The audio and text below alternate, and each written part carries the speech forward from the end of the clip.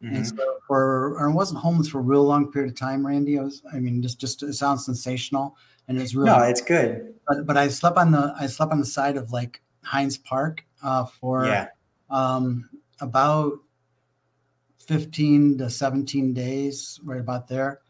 Hey, doing it for one day is eye-opening. I'm going to tell you that right now. So, and then there were so many stages to get out of that, Yeah. And, so what I learned from this, and this is why I call it Unstoppable Funding, because what I learned from this is that getting out of these situations, when it sucks. You have to work really hard, and you got to just suck it up. And it happens. Sometimes it doesn't happen all at once, but you can't ever lose faith. You got to just keep going, keep adjusting, and doing things to do better in their business. But I also have to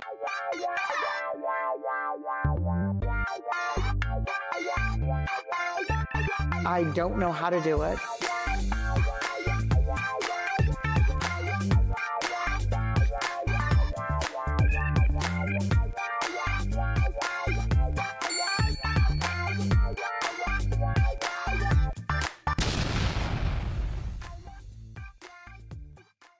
Hey, everyone out there in YouTube land and our private Facebook group, Metro Detroit Off Market Real Estate Group. Hope everyone is having a great day. Here in Michigan, we went from 60 degrees last week to 30 degrees today. It's crazy. So I want that 60-degree weather back. Anyways, today I have joining with me John Wolding. He is a lender, a hard money lender, as well as he is with Unstoppable Funding, as well as he went from being homeless to getting into real estate and doing what he's doing now. So we're going to get the backstory on how did you go homeless? And so we don't prevent that. So we don't do that. And how did you get to where you are at so we can get there? So anybody who's out there, leave a comment. We'll answer them live. You are live right now. If you are watching the replay, still leave a comment in the chat so that I will definitely get back to you after that. Without further ado, John, how you doing today? Doing real good, Randy. I'm really happy to be here. How are you? I'm doing great. Awesome. So I'm really glad that you're able to come on the show today, and I really do appreciate it. It was kind of last minute notice. All my guests are last minute notice, unfortunately. Time always gets away from me. So if it's more than a couple of days, that's like eons for me. I mean, everything I do is like under the gun, urgent. Yeah. So you're with Unstoppable Funding, okay? And we'll get to kind of like what you do now and kind of going through there. But what I'd really like to do is kind of get a sense of how you got there and first off, what made you homeless? Give me your backstory a little bit. And then how did you rise from that? All right. Well, I'm going to get into that. I want to say, first of all, how I got there is a little bit uncomfortable. It's embarrassing to share, but no judgment here. No judgment. But I'm going to let you know. So I'd been in mortgages for quite a while, and I climbed the ladder. I was really close as far as like production and the number of employees I had. One of the really pretty far up the chain what I was doing. And this was in the early 2000s, as you know. Around the mid 2000s, we had the housing crash and the banking crash and so forth. I was in a position when that began where we had net branches and I had personal liability. So for those who don't know, that's really close to being like a franchise. And so I was personally responsible for these long leases and so forth. That said, that really wasn't the full reason. I went through a number of other things and I made bad decisions, I was going through some emotional things. I was going through a breakup, a painful divorce. And rather than making some of the right decisions, I kind of like, oh, well, I'm not going to deal with that right now. I kind of like ignored this giant thing that was coming. And it's sort of like a temporary insanity thing. And where you just let go of the wheel. And by the time I realized what I was doing and came back, it was really too late. And that's really one of the lessons I learned along the way to prevent things, is that as you come down, your choices and your options change and they diminish. And if you don't make the right moves if you make wrong choices adding up over and over and over again, they kind of snowball. And then they become this like impossible weight and this that you can't even see your way out of. Coupled with that, later on, I got in a very serious relationship, and she ended up getting cancer, and I tried to keep her going. She had leukemia, and I was starting to make a comeback after all that, and really needed help. And my father at the time, still my father, but at the time he was like, okay, I needed help, and he knew it. So I went there and I started to do work with him. But she just had so many problems. She went up north, and then I got this call that she was, she said, hey, it's getting really bad. You need to come up here. I really didn't have hardly any money at that point. This was taking place here in Michigan? This was so I'd gone to Florida where my father lived at the time. Okay. Still does, but I came to Florida, and her doctors are in Michigan. And so she had gone up to Michigan for about 2 or 3 months, and I was sending the money that I could make up to her, and got this call that, okay, this looks really serious. You need to come up here. So I packed up the minivan we had and started driving.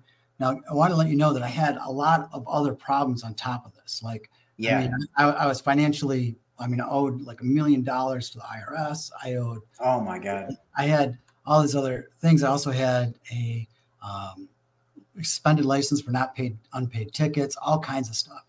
And so I'm driving up on the suspended license to Michigan with this van that's overloaded with all our stuff. The transmission goes out. I'm in Atlanta, Georgia, not knowing a soul.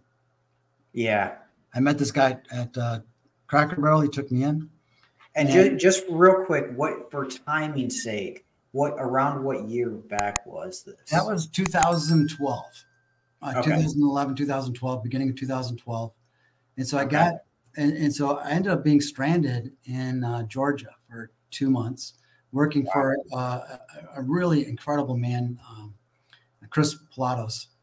And I stayed in his house, and he gave me work, and I slept on his floor. I made $10 an hour or something like that. Yeah. And, I had a place to sleep, but I had to send all the money to her because she needed it for doctors and all that kind of stuff. Finally, I was able to make it back to Michigan, and I made it the day after she passed away. When I got there, I had nothing but a bag of clothes, and I had to. Someone took me in for a couple of days on their couch. I had different other kinds of problems that I felt I had to get out of there because it was a really, really bad environment. And so I wasn't homeless for a real long period of time, Randy. Just it sounds sensational, and it's really, no, it's good. But I slept on the side of like Heinz Park for about 15 to 17 days, right about there. Hey, doing it for 1 day is eye-opening. I'm going to tell you that right now. So, And then there were so many stages to get out of that, Yeah. So what I learned from this, and this is why I call it Unstoppable Funding, because what I learned from this is that getting out of these situations, when it sucks. You have to work really hard, and you got to just suck it up. And it happens. Sometimes it doesn't happen all at once, but you can't ever lose faith. You got to just keep going, keep adjusting and doing things. And just like the bad decisions accumulated to cause my ruin, good decisions eventually started to lead to other opportunities, that led to other opportunities, that led to other opportunities. And the biggest thing I found was you need people, you need networks, you need others to help you. So many people helped me in little ways or small ways along the way that, most of them I didn't know beforehand a lot. And I did exclude myself, Randy, because I was very embarrassed, because, and I didn't reach out to a lot of the people that I'm sure probably would have given me more help. And then after, and also people tend to make all these judgments when you get in those situations. Like they assume that, well, you're doing drugs, you're on, you're doing alcohol, you're doing all these other things. And so the help just dries up. Like, I had friends that, I had some pretty affluent friends, and we would go out and it'd be nothing for them to throw me $1,500.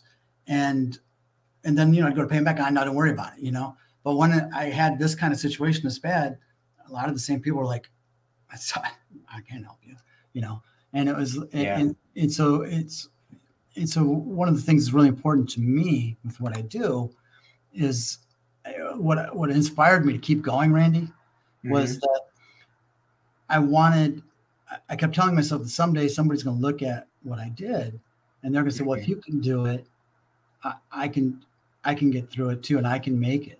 And so everything I've done and set up is to take that person that has nothing and show them a way that they can succeed and actually make it. Most definitely. And this Taylor Marie, actually, from the Facebook group, said a setback is a lesson learned, just like you did. Don't beat yourself up. Trials, tribulations, grow and understand. And she said something else on here that, yes, you need people, but faith is what will guide you to the right people. And I could not agree with you with that advice more. And you just said it too. So amen. And the thing is, sometimes we lose.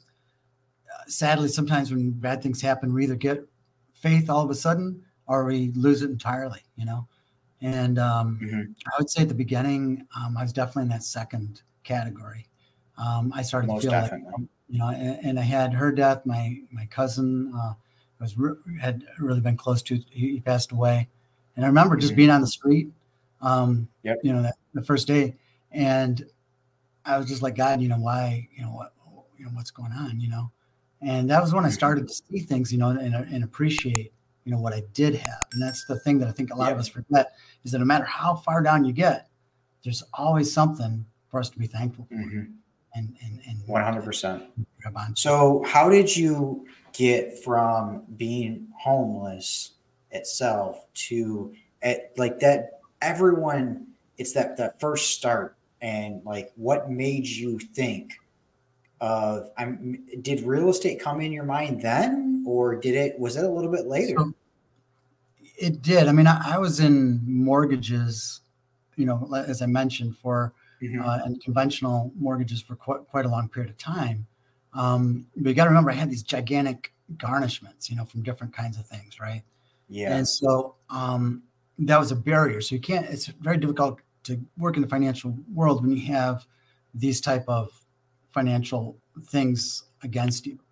And I did manage to get some of those positions, but I didn't have any clients. I didn't have any transportation. I mean, these things, it took like 5 or 6 years. So the very first thing, though, in real estate, because I was struggling as a loan officer, but the garnishments were making it so I was only getting like $230 a week from combined from the job. So at one point I was working for a nursing home. And then I was also working for Bank of England, and I was also working for Class Appraisal Company, and I was also working for Comerica Park. So I was working almost 24 hours a day, 7 days a week, and only seeing $230 of that money. And then when the Obama health came out, the way that they did the garnishments, I actually had to pay $100 to work. So I literally had no means to exist. And it was at that point where,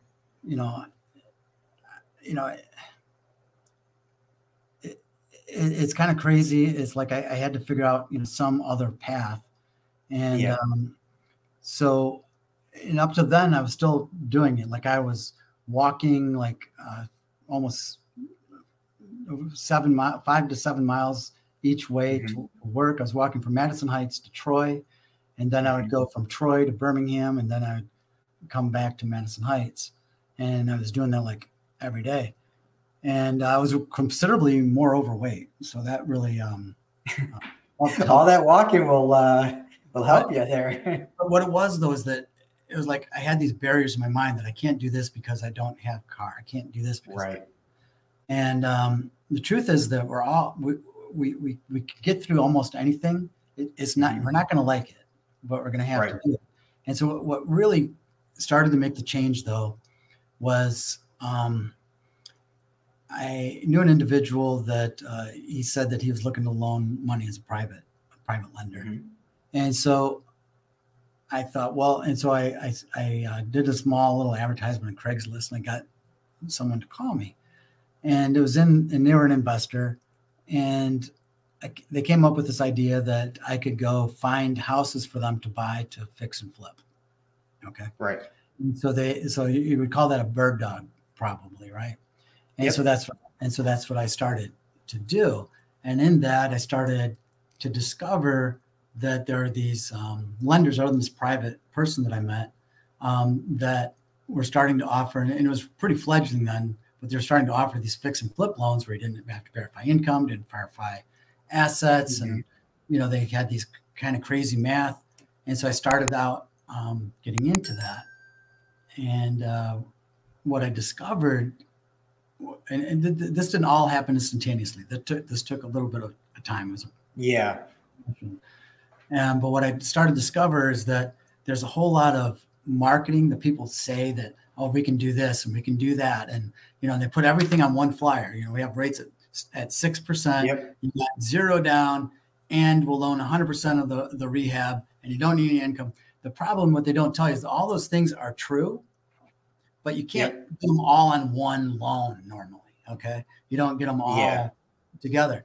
And so I felt it's like a one or the other, or So I felt like it was just no standardization. I'd come from the world of conforming loans, and I realized, man, this market really needs people that are professional. Because it was like the wild, wild west, man. They didn't. They would just tell you whatever. They didn't care, because in this type of market, you don't have to disclose. There's no disclosure required. There's no consumer protection whatsoever. So they just lied their butts off all the time, and they still do. The lenders, when they deal with directly, the lenders in this business do. And so that's why I created this, is because I wanted to create a standard and a platform where people could depend on, go to it. Someone that knows, it's already gone through all the yeses and nos, all the, and take people through in a true, honest way. So do you lend your own funds, or do you write it for somebody else? No, we're a broker. Okay. But we are a broker that different from like other mortgage companies in that we don't do any consumer loans. So your regular mortgage company typically does not have our products. Like, I'm prohibited from doing consumer loans. Not me personally, but my company, I don't mix them, because. So you only do DSCR loans? Is that right? Well, DSCR can be offered by conforming loan lenders. Yep. But if you are doing a DSCR loan through a non-QM lender, you're still normally held to the standard or bar that a consumer lender is. So there's some crossover. Okay. The difference is that there's no requirement on us to show the ability to repay. Got it. Okay. On a consumer loan, you have to show the ability to repay in some kind of way, whether that be stated, whether that be the rent, whether that be bank statements or profit and loss statements. We don't require any of that. Okay. Necessarily. Okay. We do have loans that want that, and you get some different terms, but we can literally do it without any of the above. We could only loan to businesses, though. We can't loan to an individual. Okay. So that's kind of your distinction is you know.